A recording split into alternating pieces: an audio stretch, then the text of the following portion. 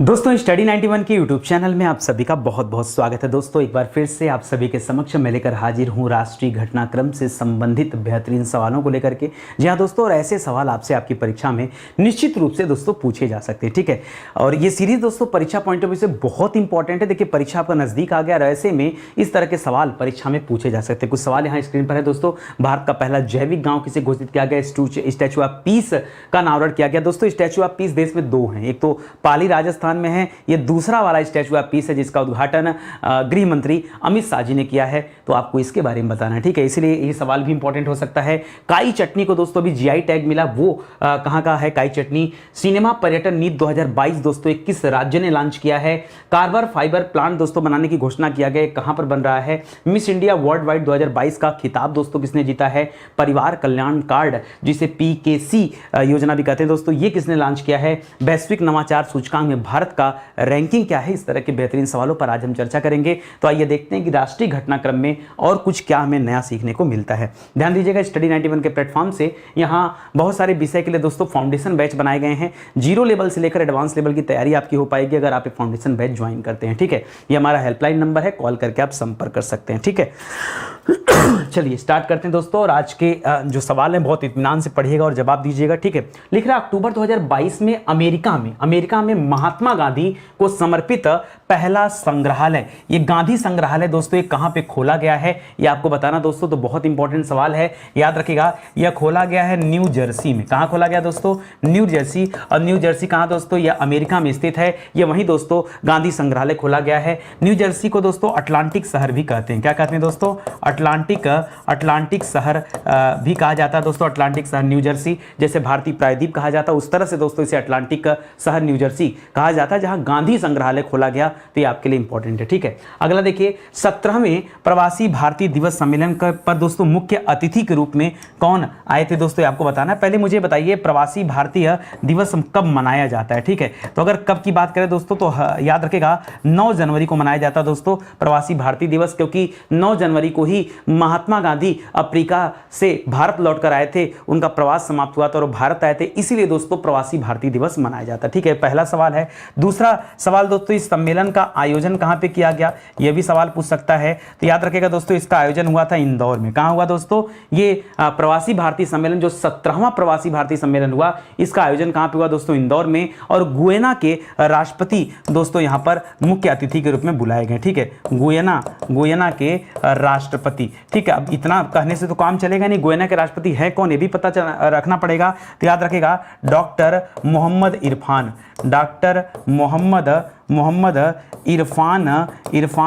ये दोस्तों राष्ट्रपति हैं। पूरा नाम है इरफान अली, ठीक है, याद रखेंगे। एक चीज और दोस्तों, गुयना की राजधानी कहां पर है? जो गुयना देश है राजधानी कहां है दोस्तों? तो याद रखेगा इसकी राजधानी है जॉर्ज टाउन। कहां पर है? राजधानी है जॉर्ज टाउन। एक सवाल और याद रखेगा, कंफ्यूजन हमें बनता है ना, जब गणतंत्र दिवस हुआ था 26 जनवरी पर, उस समय मुख्य अतिथि कौन था? तब दोस्तों मिस्र के राष्ट्रपति बुलाए गए थे अब्देल फतेह अल सीसी, ठीक है, उनका नाम था। वो मिस्र के राष्ट्रपति थे, मिस्र की राजधानी काहिरा, ठीक है। तो याद रखेगा ये मोहम्मद इरफान अली जी हैं जो गुयना के राष्ट्रपति हैं, याद रखेंगे। ये मुख्य अतिथि के रूप में बुलाए गए थे इस बार के प्रवासी दिवस पर, ठीक है। चलिए इंदौर में इसका आयोजन किया गया, ये भी आप जान ही रहे हैं। आगे बढ़िए।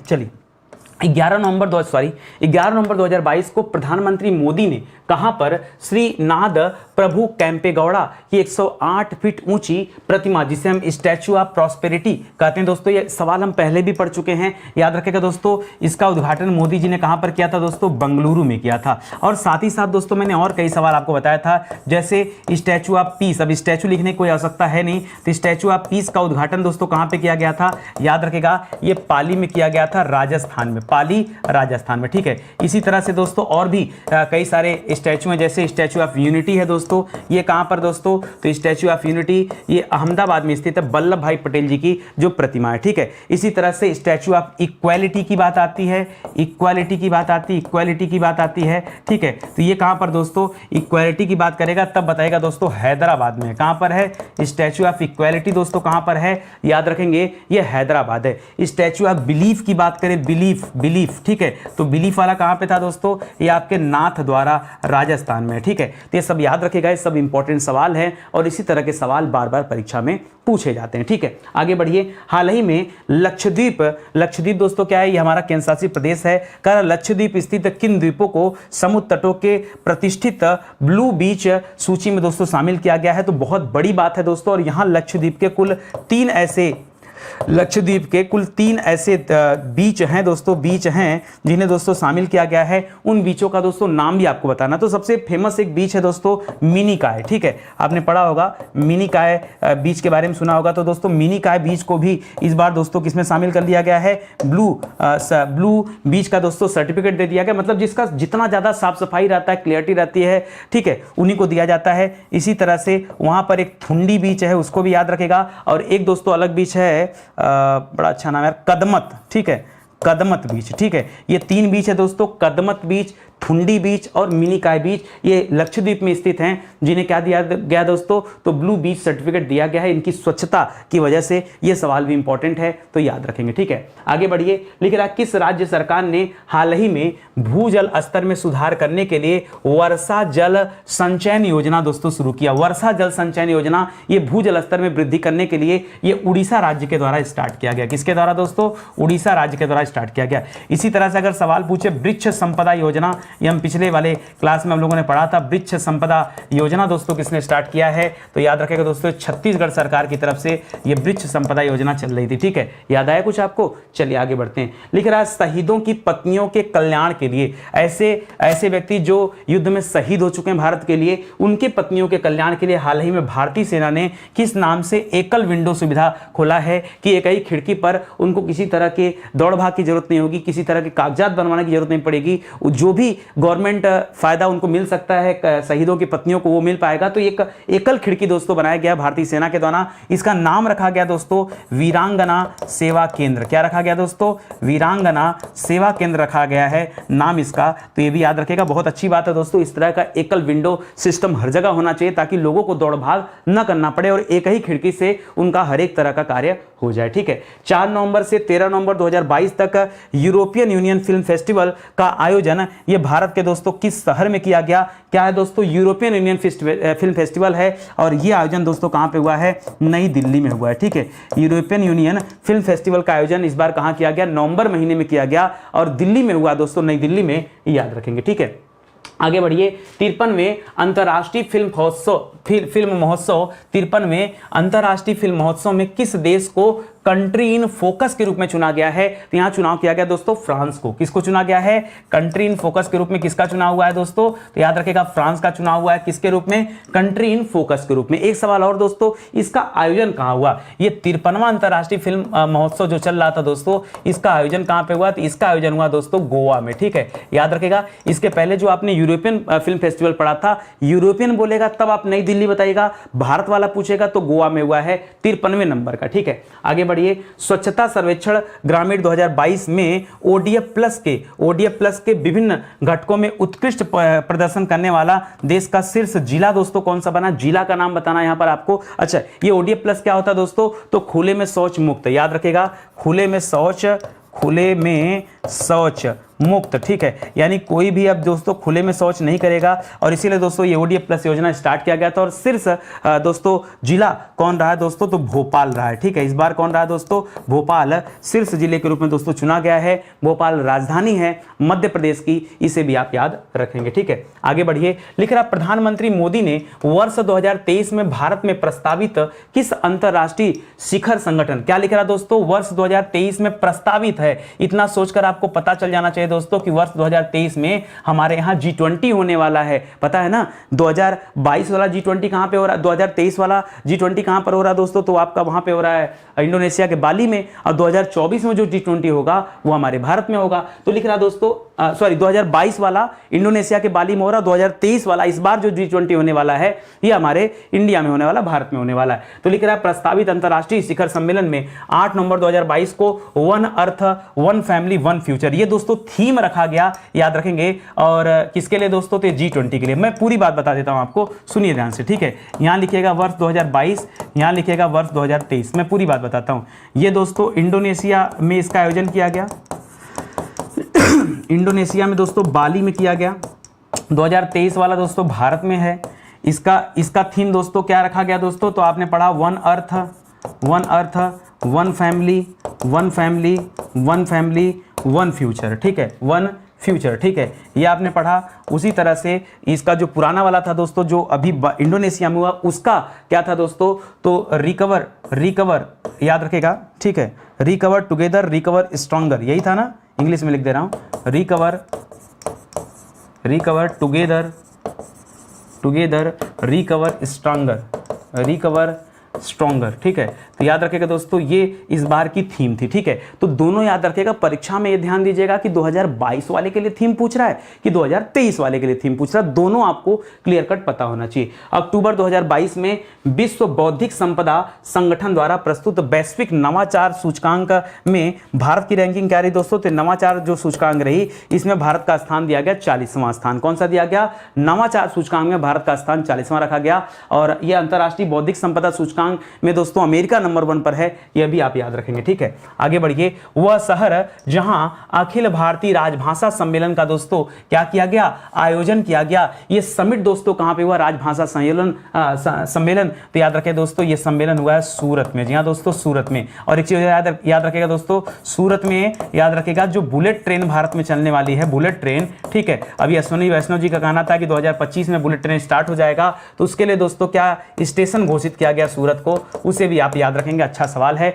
बाकी सूरत में दोस्तों एक स्टील रोड भी बनाई जा रही है, क्या बनाई जा रही है दोस्तों, स्टील रोड बनाई जा रही है दोस्तों सूरत में, यह भी आपने पढ़ा होगा, ठीक है। चलिए आगे बढ़ते हैं। 4 नवंबर 2022 को राष्ट्रीय अनुसूचित जनजाति यानी एसटी की बात करें, शेड्यूल ट्राइबल आयोग ने किन पहाड़ी जाति समूह को अनुसूचित जनजातियों में शामिल करने को दोस्तों मंजूरी दिया है। तो देखो, इस आयोग ने दोस्तों मंजूरी दे दिया है, और यहां पर दोस्तों कुल कितने को, तो जो पहाड़ी जाति समूह है दोस्तों, पहाड़ी जाति समूह को मंजूरी दिया गया है, पहाड़ी जातीय समूह। देखिए जो अन्य हैं अभी उनकी बात नहीं हो रही, एसटी में सिर्फ और सिर्फ पहाड़ी जाति समूह की बात हो रहा है। और इसमें दोस्तों खास करके आपने नाम सुना होगा, नहीं नाम तो नहीं सुना होगा, हमने नहीं सुना तो आपने कहाँ सुना, ठीक है।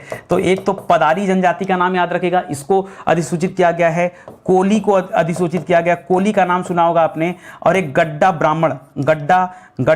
ब्राह्मण, जी हाँ दोस्तों, गड्ढा ब्राह्मण एक जाति है, जनजाति है, इसको भी दोस्तों अधिसूचित किया गया। तो ये 3 जनजातियां हैं जो पहाड़ी जनजातियां हैं, इनको दोस्तों अभी आयोग ने क्या किया है, शामिल करने को लेकर के मंजूरी दिया। एक इसी तरह का सवाल और भी है दोस्तों, वो भी बड़ा इंपॉर्टेंट है, वो ठीक इसके पहले की घटना थी। ये तो नवंबर का था, ये सितंबर का है। तो लिख रहा सितंबर 2022 को प्रधानमंत्री मोदी की अध्यक्षता में हुई कैबिनेट की बैठक में हिमाचल प्रदेश, तमिलनाडु, छत्तीसगढ़, उत्तर प्रदेश और कर्नाटक, कितने जगहों का नाम ले लिया, हिमाचल को 1 कर लीजिए, तमिलनाडु को 2 कर लीजिए, छत्तीसगढ़ 3, उत्तर प्रदेश 4 और कर्नाटक 5, ठीक है। इन 5 जगह पे पाए जाने वाली किन अनुसूचित जनजातियों को, किस अनुसूचित जनजातियों को अनुसूचित जनजाति की सूची में शामिल किया गया। देखिए जातियां कई सारी होती हैं, दिक्कत ये बात की है ना कि अभी तक वो शामिल नहीं थी, और शामिल नहीं रहती तो उन्हें योजनाओं का लाभ नहीं मिल पाता। तो ये तो कैबिनेट की बैठक हुई और उसी में फाइनल कर दिया गया। तो सबसे पहले दोस्तों हम बात करेंगे अपने उत्तर प्रदेश की, कि उत्तर प्रदेश की जनजाति कौन सी है। तो आपने नाम सुना होगा गोंड जनजाति की, ठीक है।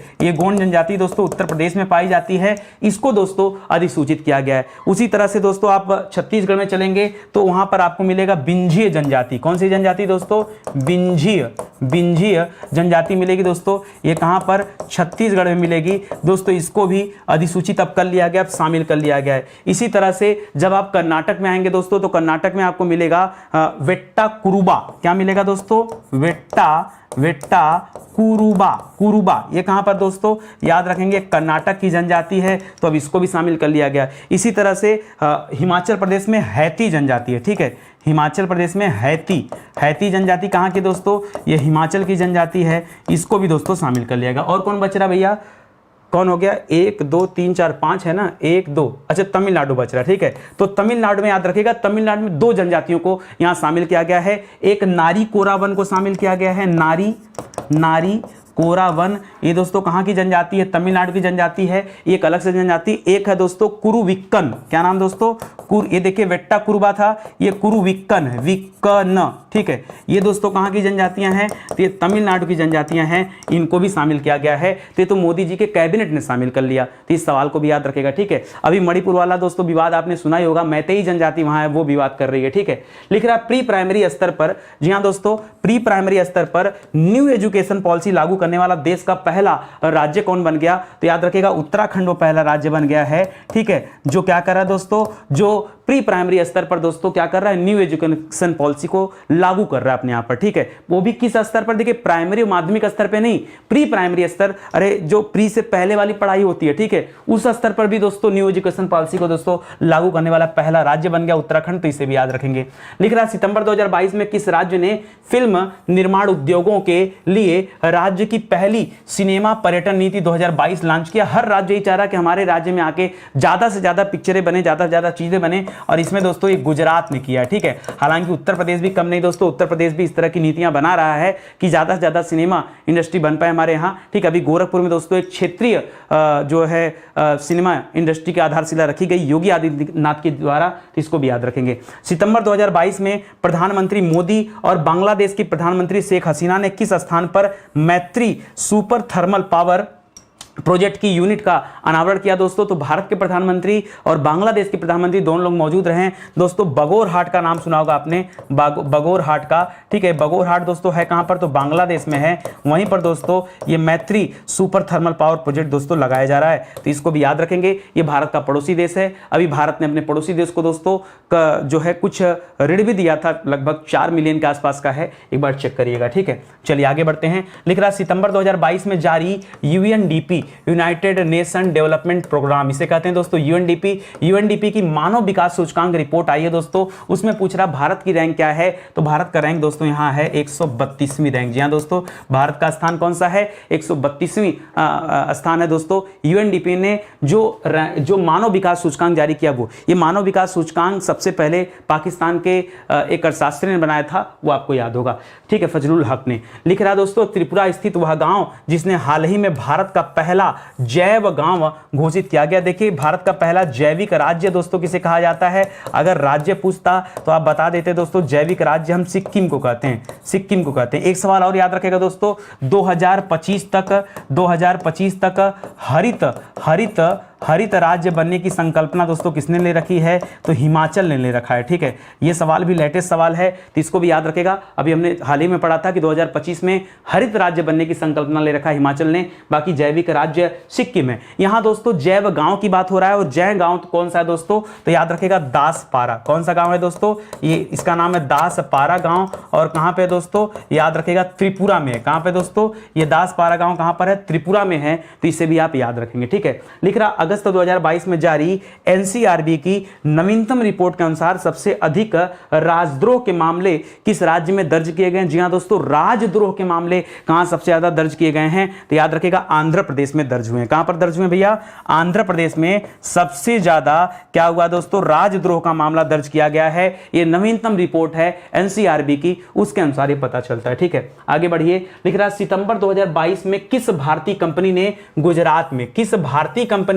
गुजरात में भारत का पहला और दुनिया का सबसे बड़ा कार्बन फाइबर प्लांट बनाने की दोस्तों घोषणा किया है? दोस्तों भारत में पहला कार्बन फाइबर प्लांट बनेगा, और यह घोषणा दोस्तों किसने किया है? याद रखेंगे रिलायंस इंडस्ट्री के द्वारा किया गया। किसके द्वारा दोस्तों? रिलायंस इंडस्ट्री के द्वारा दोस्तों यह घोषणा किया गया, ठीक है, कि भारत के गुजरात में दोस्तों ये कार्बन फाइबर प्लांट दोस्तों लगाया जाएगा। न्यूट्रल नहीं, कार्बन फाइबर प्लांट लगाया जाएगा, याद रखेंगे। हाल ही में वन नेशन वन एड्रेस, जी हां दोस्तों, वन नेशन यानी एक देश और एक पता, ठीक है। अभी क्या है, आपका आधार कार्ड दोस्तों कहीं का होता है, आप रहते कहीं पर हैं, चुनाव कहीं पर होता है, वोटिंग कहीं पर होती है, तो इस तरह की बड़ी दिक्कतें होती हैं, इसलिए कहा गया एक देश और एक पता, ठीक है। तो वन नेशन वन एड्रेस के तहत सभी स्थानों के पते डिजिटल प्लेटफॉर्म पर उपलब्ध कराने वाला देश का पहला और दुनिया का ऐसा दूसरा शहर बनने का गौरव मिला दोस्तों किसे? तो याद रखेंगे इंदौर को मिला है। इंदौर कहां है दोस्तों? मध्य प्रदेश में है इंदौर। ये पहला ऐसा शहर है जिसने अपने सभी लोगों के पते को डिजिटली दोस्तों अवेलेबल कराया है प्लेटफॉर्म पर। इस मामले में दोस्तों ये भारत में पहला स्थान पे आ गया, ठीक है।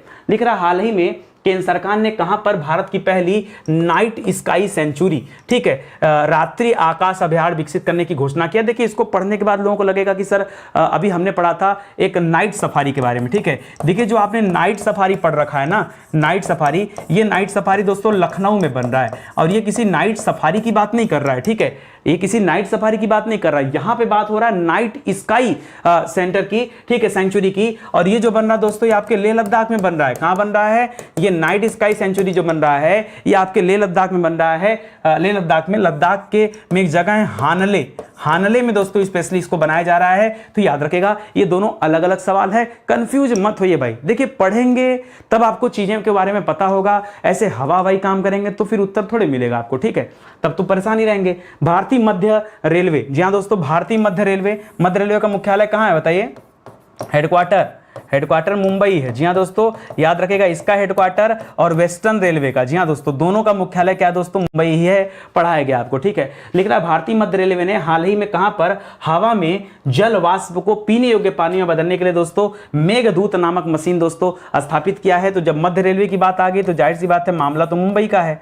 मामला किसका है दोस्तों? मामला मुंबई का है, तो उत्तर भी मुंबई का होगा, ठीक है। तो ये मेघदूत एक मशीन है दोस्तों जो क्या कर रही, जो हवा में वाष्प के रूप में दोस्तों जो जल मौजूद है उसको दोस्तों पीने योग्य पानी में कन्वर्ट करेगी। ये आप याद रखेंगे, ये मेघदूत मशीन का ये काम है, ठीक है, याद रखेंगे। स्टडी 91 के प्लेटफॉर्म से दोस्तों बहुत सारी किताबें लॉन्च की गई हैं, एक मौका दीजिए, जुड़िए हमारे साथ और देखिए किताबों की क्वालिटी देखिए, कोर्सेज में जो चीज़ें पढ़ाई जा रही हैं उनका क्वालिटी देखिए, यूट्यूब पे जो कंटेंट दिए जा रहे हैं उनका क्वालिटी चेक करिए, तब आपको लगेगा कि वाकई मार्केट से बहुत ज़्यादा अंतर यहाँ पे है, ठीक है। हम ज़्यादा वीडियोज़ नहीं बनाते हैं, लिमिटेड वीडियो देते हैं दोस्तों, लेकिन जितना भी देते हैं अपने आप में बेहतरीन होता है, ठीक है। एक मौका दीजिए, जुड़िए हमारे साथ और हमारी किताबों को भी पढ़ना शुरू करिए। ये किताबें आपको ऑनलाइन ऑफलाइन दोनों तरीके से मिल जाएंगी। ऑनलाइन चाहिए तो आप हमारे प्लेटफॉर्म या हमारा वेबसाइट, हमारे एप्लीकेशन का इस्तेमाल करके वहाँ से ले सकते हैं, या फिर अमेजन, फ्लिपकार्ट, मीशो वहां पे भी है, मार्केट में भी किताबें हैं तो वहां से भी आप ले सकते हैं, ठीक है। चलिए आते हैं सीधे अगले क्वेश्चन पर। लिख रहा है देश के किस राज्य ने अगस्त 2022 में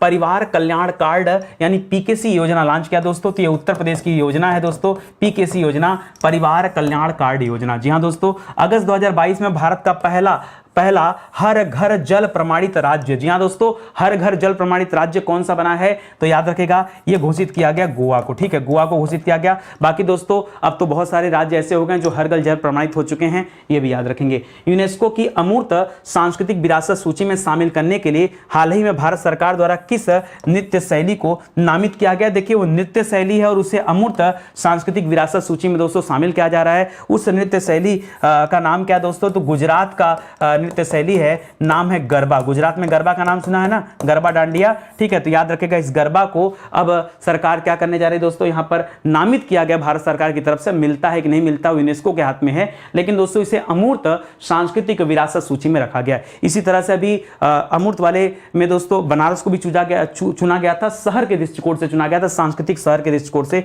उसे भी याद रखेगा, ठीक है। अगला लिख रहा है देश की कौन सी स्मार्ट सिटी भारत में गूगल की पर्यावरणीय अंतर्दृष्टि डेटा, गूगल की पर्यावरणीय अंतर्दृष्टि डेटा प्राप्त करने वाली पहली स्मार्ट सिटी बन गई दोस्तों? तो EIE प्राप्त करने वाली पहली स्मार्ट सिटी। ये सवाल परीक्षा में आए तो निश्चित रूप से सब गलत करेंगे, क्यों?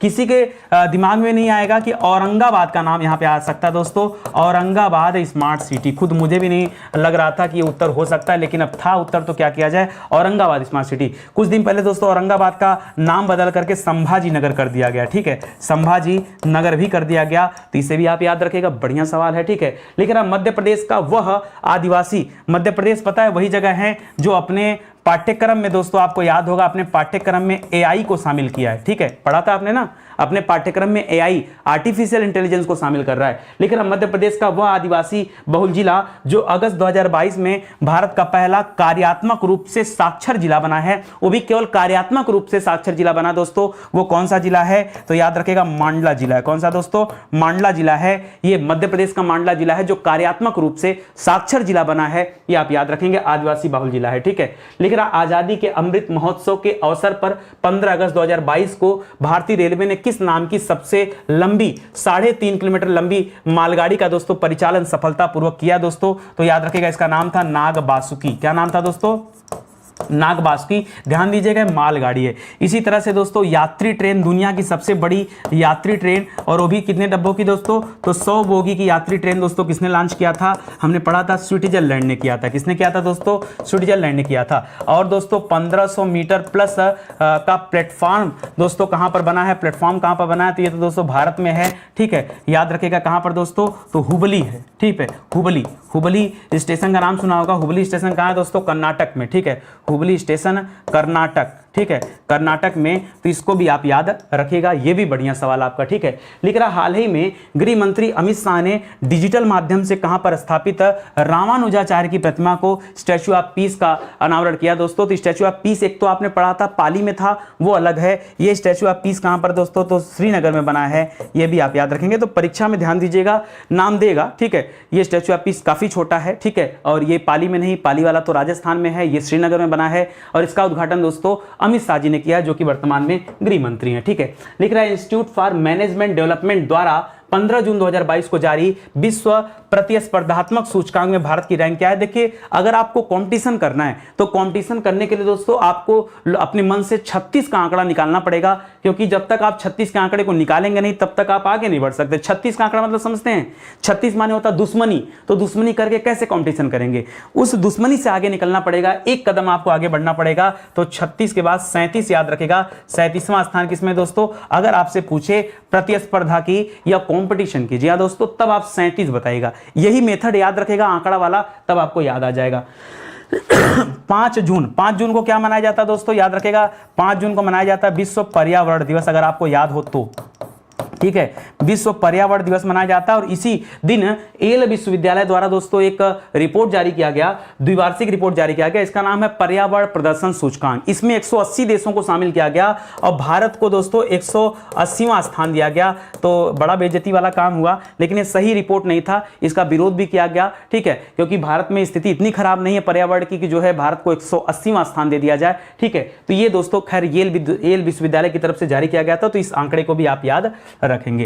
15 जून 2022 को Institute for Economics and Peace द्वारा जारी वैश्विक शांति सूचकांक। देखिए, हमने पढ़ा दोस्तों जब प्रतिस्पर्धा की बात आएगी, प्रतिस्पर्धा की बात आएगी, ठीक है, तब आपको क्या बताना दोस्तों, आप बताएगा 37वां स्थान, ठीक है, प्रतिस्पर्धा की बात आएगी 37वां स्थान बताएगा। बौद्धिक वाला पढ़ा था पीछे, तब हमने पढ़ा था दोस्तों 40वां स्थान, अगर आपको याद आ रहा हो पीछे तो, ठीक है। आपने मानव विकास सूचकांक पढ़ा था, मानव विकास, ठीक है, तो मानव विकास में आपने 132वां स्थान पढ़ा था। सब पढ़ते जाओ, अभी जो बता रहा हूं, ठीक है। वैश्विक शांति सूचकांक, शांति कब मिलेगी दोस्तों, फिर से 36 का, किसी से 36 का आंकड़ा हुआ कि जिंदगी में शांति आ गई, तो 36 के बाहर नहीं जाना, 36 से पहले रुक जाओ, ठीक है। 36 से पहले रुकने का मतलब क्या है, यानी एक कदम पीछे हो जाओ, तो एक जरूर लिख लेना, ठीक है। तो 135वां स्थान है दोस्तों क्या, शांति के लिए, शांति के लिए 36 का आंकड़ा से एक कदम पहले रुक जाना, 135 याद रखना, जबकि यहां पे खाली हमने 37 बताया था, ठीक है। तो थोड़ा सा लॉजिक बैठा के चलना, तब सही होगा। 4 जुलाई 2022 को जारी स्टार्टअप इकोसिस्टम की सहायता से राज्यों की रैंकिंग 2021 में सर्वश्रेष्ठ प्रदर्शन करने वाले राज्य की श्रेणी में दोस्तों किसे किसे शामिल किया गया है, तो यहां दोस्तों गुजरात को शामिल किया गया है और कर्नाटक को शामिल किया गया। किसे किसे दोस्तों, तो गुजरात और कर्नाटक को शामिल किया गया, क्योंकि इन दोनों राज्यों ने दोस्तों सर्वश्रेष्ठ प्रदर्शन किया, इसलिए दोस्तों स्टार्टअप रैंकिंग की बात करा और इसमें सर्वश्रेष्ठ प्रदर्शन इन राज्यों ने किया है, ठीक है। मई 2022 में आयोजित 59वें international conference of computer expert में जारी विश्व के टॉप 500 सुपर कंप्यूटर की सूची में किस कंप्यूटर को भारत का सबसे तेज कंप्यूटर घोषित किया गया, लेकिन स्थान क्या था दोस्तों, याद रखेगा 111वां स्थान था। यहां पर दोस्तों भारत का सबसे तेज चलने वाला सुपर कंप्यूटर कौन सा है, उसका नाम है परम सिद्धि। क्या नाम दोस्तों, तो सुपर कंप्यूटर परम सिद्धि, याद रखेगा परम सिद्धि यहां पर है, ठीक है। परम सिद्धि ये दोस्तों 111वें स्थान पर है, ठीक है, और टॉप 500 में दोस्तों शामिल किया गया। वैसे अभी वर्तमान में दुनिया का सबसे तेज जो सुपर कंप्यूटर है दोस्तों वो कौन सा है दोस्तों, तो नाम याद रखेगा फ्रंटियर नाम है। क्या नाम दोस्तों, फ्रंटियर, ठीक है। अभी दोस्तों जो सुपर कंप्यूटर उसका नाम क्या है, फ्रंटियर है। फुगाकू, जापान के फुगाकू को इसने पीछे किया है, अमेरिका का फ्रंटियर है, ठीक है। लिख रहा है 7 जून 2022 को केंद्रीय गृह मंत्री अमित शाह द्वारा कहां पर राष्ट्रीय जनजातीय अनुसंधान संस्थान नेशनल ट्रिब्यूनल रिसर्च इंस्टीट्यूट का उद्घाटन किया गया। तो एक नया रिसर्च इंस्टीट्यूट दोस्तों बन रहा है और ये बनाया जा रहा है दोस्तों नई दिल्ली में। ठीक है, कहां पर बनाया जा रहा है ये रिसर्च इंस्टीट्यूट जो NTRI बन रहा है दोस्तों, ये कहां बन रहा है, ये आपके नई दिल्ली में बनाया जा रहा है। तो इसको भी याद रखेंगे। ठीक है, लिख रहा है जुलाई 2022 में किस राज्य में काई चटनी को, जी हां दोस्तों, काई चटनी को GI टैग अभी प्रदान किया गया। काई चटनी दोस्तों कहां का है, तो मयूरभंज का, मयूरभंज से संबंधित है दोस्तों काई चटनी। मयूरभंज, ये मयूरभंज कहां दोस्तों, उड़ीसा में है। कहां पर है, उड़ीसा में है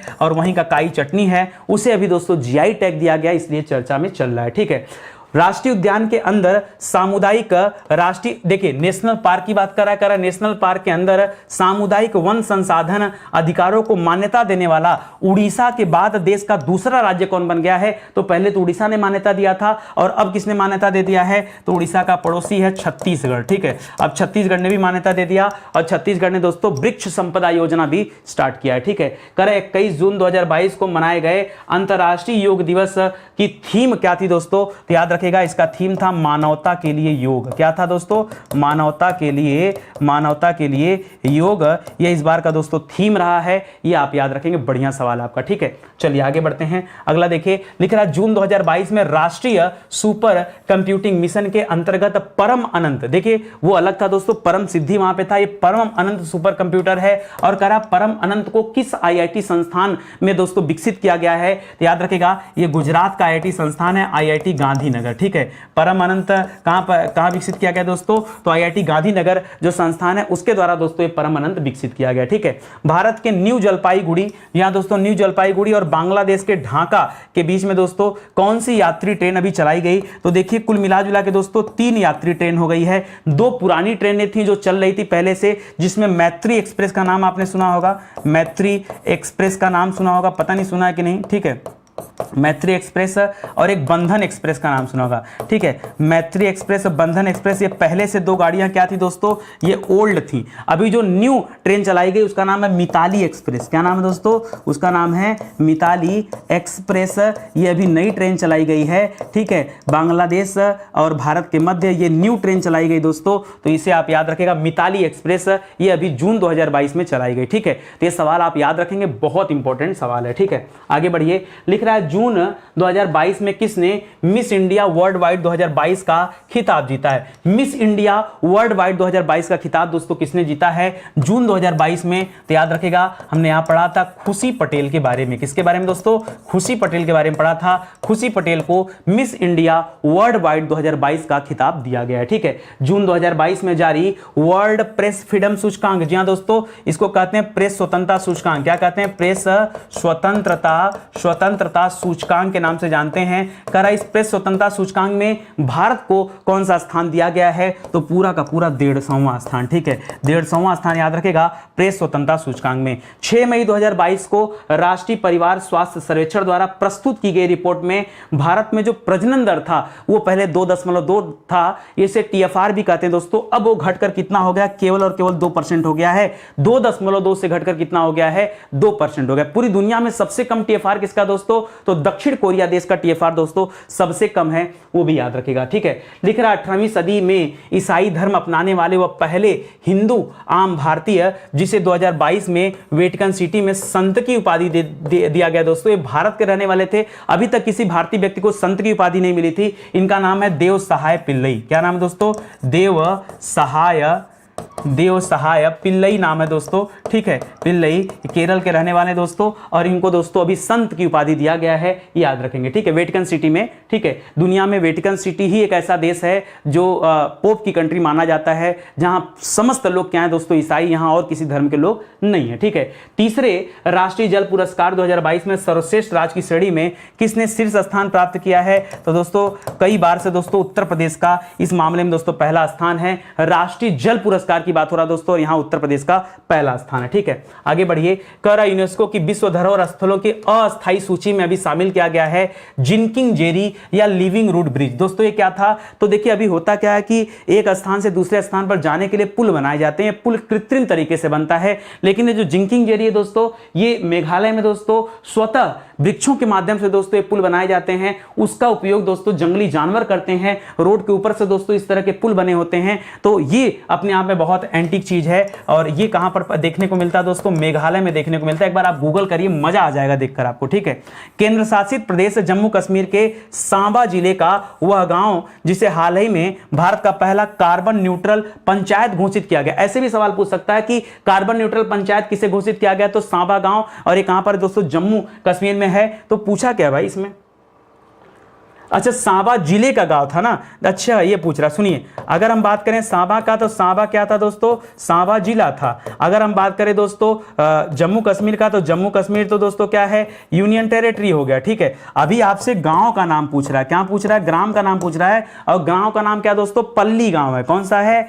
पल्ली गांव है, ठीक है। पल्ली गांव याद रखिएगा, पल्ली गांव है, सांबा जिला है, जम्मू कश्मीर जो है ये यूनियन टेरिटरी है, जहां पर कार्बन न्यूट्रल पंचायत की बात हो रही है, याद रखेंगे, ठीक है। अप्रैल 2022 में झारखंड का कौन सा जिला हर गांव में पुस्तकालय वाला देश का पहला जिला बन गया दोस्तों? तो याद रखेगा दोस्तों। अच्छा, ये पढ़िए यहां पर क्या लिखा दोस्तों? जितने भी विलेज हैं, उस पूरे जिले में जितने भी विलेज हैं दोस्तों, वो उन सभी जगह पे दोस्तों पुस्तकालय बन गया। तो जामताड़ा जिला है। कौन सा दोस्तों? जामताड़ा जिला। एक सवाल और बन सकता है दोस्तों, एक सवाल और बन सकता है कि पुस्तकालय खोलने की बात है तो पुस्तकालय खुला है, लेकिन दोस्तों जो यहां जिले की बात, देखिए पुस्तकालय में अगर जिला में दोस्तों गांव की बात कर दे, ठीक है, हर गांव में, तब तो आपका जवाब क्या हो जाएगा दोस्तों? तब तो आपका जवाब जामताड़ा हो जाएगा। लेकिन अगर ये सवाल थोड़ा सा उल्टा कर दे कि सभी ग्राम पंचायत में, सभी ग्राम पंचायत में, तो ग्राम पंचायत अलग होता है, गांव अलग होता है, ठीक है। तो सभी ग्राम पंचायत में पुस्तकालय खोलने वाला कौन है?